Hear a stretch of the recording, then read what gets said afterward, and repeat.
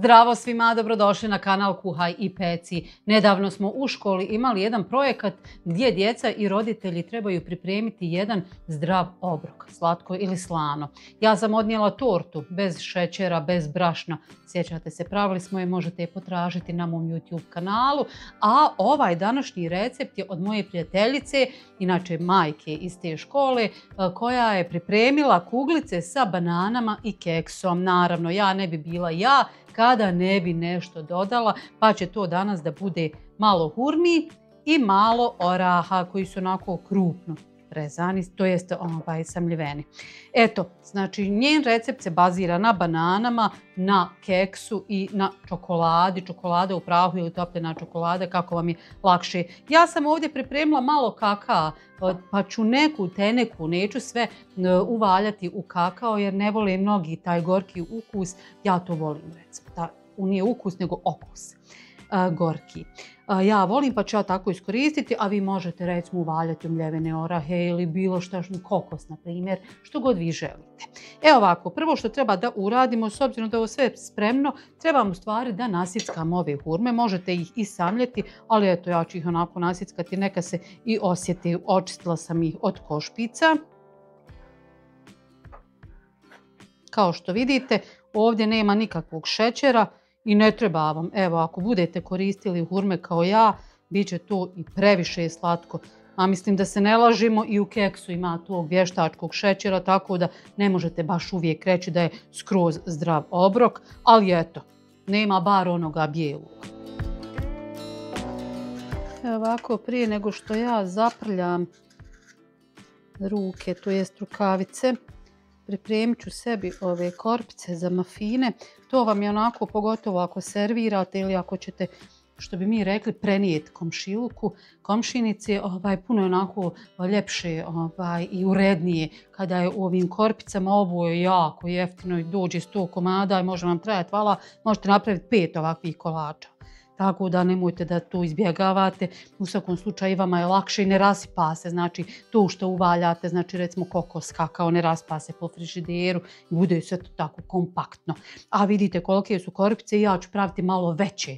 Te kuglice neću praviti one malo, napravit ću baš onako da se može jesti kaškom ili viljuškom. To bude onako malo mekše s obzirom na bananu. Vidite da ništa drugo nemamo osim eto male te vlage iz hurme, ali banana je to što će nam povezati cijeli kolač. Bananu treba naravno oguliti, nećemo s korom, jel? Skinemo i ovo. I nju ćemo izgnječiti viljuškom u jednoj dubljoj izdjeli u kojoj ćemo moći da mijesimo.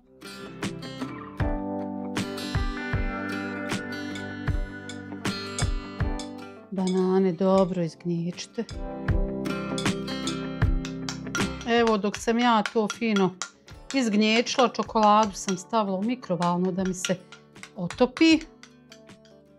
Ako i ostane koja grudvica, uopšte nije bitno, čak šta više kad zagrizete kuglicu, a ono unutra komadić čokolade. Dodajem hurme koje su se slijepile, ja pokušavam da istresem, ono se zalijepilo još i za tanjir. Ali sad ćemo mi to razbiti sa ovim, vidite kako su krupno samljiveni orasi. I sve dobro izgnječite.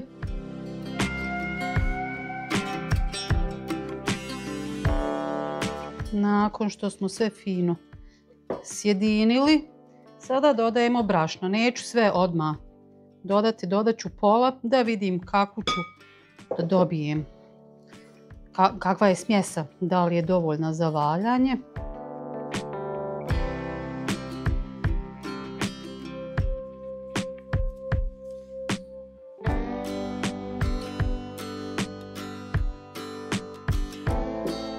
I evo, smjesa je gotova, vidite, ne smije biti premekana, ali ni pretvrda, zato nisam iskoristila, spada mi rukavica, ne bi ja ni bila nikakav hirurg. Nisam upotrijebila ni pola, hoću reći malo više od pola keksa sam upotrijebila. Sad u gramaži vam je to pakovanje od 300 grama. Znači recimo da sam nekih 180 grama upotrijebila. Eto, to nek vam bude neki omjer, ali to vam sve zavisi kolika je banana. Da li je zrelija ili tvrđa, one zelene Ja te najviše volim kad vam se usta okrenu od nje koliko je zelena, te najviše volim. S njima treba malo manje keksa, znate, zato što su one same od sebe tako suhe, a zrelija banana sa onim smeđim tačkicama, ona je dosta vlažnija, tako da vam od toga zavisi količina keksa. Ja ću vama napisati evo šta sam ja upotrijebila za svoje 2 banane, a vi onda dalje vagajte. Evo ovako, ovu ćemo smjesu sada da oblikujemo. Ja ću, kako rekao, uhvatiti ovako malo veću kuglu. Hajde da kažem, pa malo veće nego jaje. Eto, a koje je sad jaje? S, M, L, XL. Kad smo kod jaja, imamo mi u prodavnici ovamo i ta S, i M, i L, i XL jaja.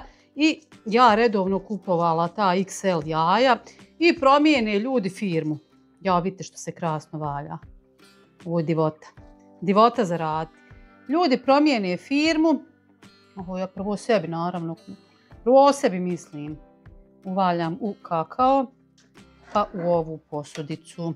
Promijene ljudi firmu koja dostavlja jaja i nastavi on tako prodavati to L, XL, već kako to. Ona XL jaja, ja prije kad poredam one rupe u frižideru, to se gura, nema mjesta. A sad može prst stati između jaja. Rekao, ovo vam ljudi nisu XL jaja. Jesu, jesu. Rekao, nemojte da vagam. Ja rekao, ja ću donijeti vagu, ja sam takva. I smijali smo se. Tako da sve vam to zavisi, znači od veličine banane kao i od jajeta. Evo ga. Ja moram da se izvinem, ja sam malo prije rekla da dodate brašno. Dakle, jako puno radim s brašnom i to mi je nekako prvo što spomene kad vidim ovako nešto praškasto. Tako da, nema brašna, ima samo mljeveni keks. Eto, još jednom da napomenem. Evo, pogledajte. Dakle, od te smjese koju sam pripremila dobila sam, evo, 8 velikih kugli. Znači, jedna kugla je sasvim dovoljna za jednu osobu. Kako količinski, tako i energetski, da kažem, kalorijski. Ima hurmi, ima banana. Sve u svemu zdrav kolač. Mogu slobodno da kažem. Eto, meni se dopada. Probala sam i djeca su jela u školi, svi smo onako pravili te kuglice, baš nam je bilo interesantno i zabavili smo se i direktorica je bila oduševljena, tako da evo ja se nadam da ćete se i vi oduševiti ovim receptom i da ćete napraviti za svoju djecu i za sebe. Ako vam se dopada, lajkajte, prijavite se na moj kanal ukoliko to niste, pa se gledamo opet. Ćao!